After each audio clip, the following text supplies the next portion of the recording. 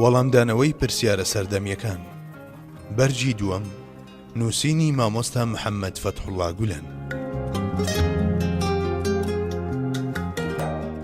ئایا بە سەڵاواتدانی ئێمە لەسەر پێغەمبەری سەردارمان خوای گەورە ڕەحمەت و سەلامی خۆیدا دەبەزێنێتە سەر ئەو؟ ئەگەر لە ڕاستیدا خوای گەورە ڕەحمەتی خۆی هەردا دەبەزێنێتە سەر ئەو، کەوایە حیکمەت لە سەڵاواتدانی ئێمە چییە؟ پێغەمبەری سەردارمان صلی الله علیه وسلم ناوک و تۆوی هەموو خێر و بێر و بەرەکەتە گەورەکانە.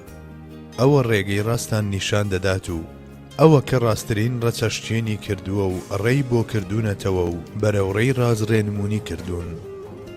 ئەو ڕابەرێکی وەهایە کە چەوتی ئەنجام نادات و کەسیش بەڕێی چەوتدا نابات و مقتەدال کولە.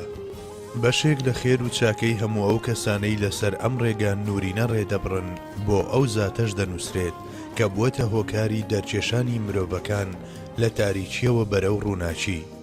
بەپێی دەستوری ئەلسەبەب کالفاعل هێندەی چاکە و خێرەکانی ئومەتەکەی خێر و چاکە لە دەفتەری چاکەکانی ئەویشدا دەنووسرێت. دەفتەری چاکەکانی ئەو پێغەمبەرە ئازیزەی کە خاوەنی مەقامی مەحموودە بە کۆچی دوایی خۆیدا ناخرێت، بەڵکو مۆڵ کردەوەی چاک و کاری باش لە دەفتەرەکەیدا تۆمار دەکرێت.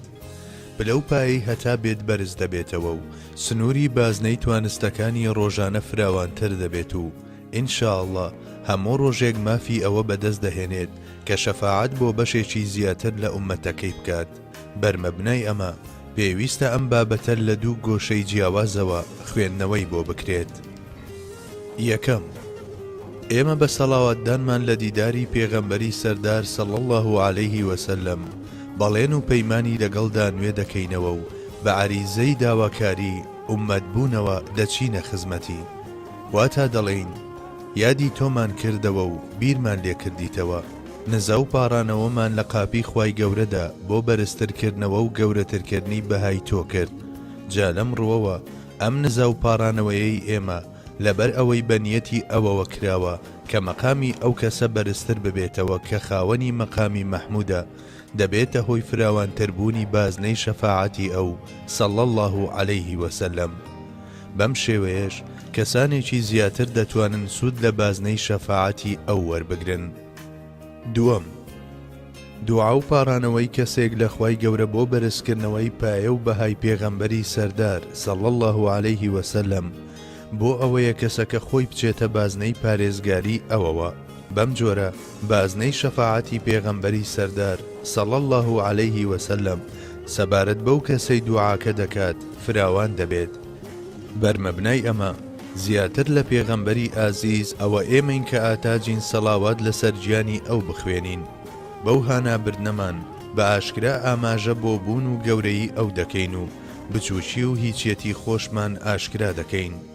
بە وێنەی ئەو کەسەی لە گەورەی وڵاتەکەی خۆی تێگەیشتووە و بۆ داوای یارمەتی هانای بۆ دەبات، ئێمەش بە کۆڵەواری و هەژاریەکەمانەوە و بە ئەندێشەی ڕۆژێکی زۆر گەورە و بە زەبرەوە و بە ئەژنۆیەکی لەرزیوەوە دەچینە پاڵ پێغەمبەری سەردارمان صلی الله علیه وسلم و عەرزی حاڵی خۆمانی بۆ دەکەین و پێویستیەکانمانی بۆ دەخەینە ڕوو.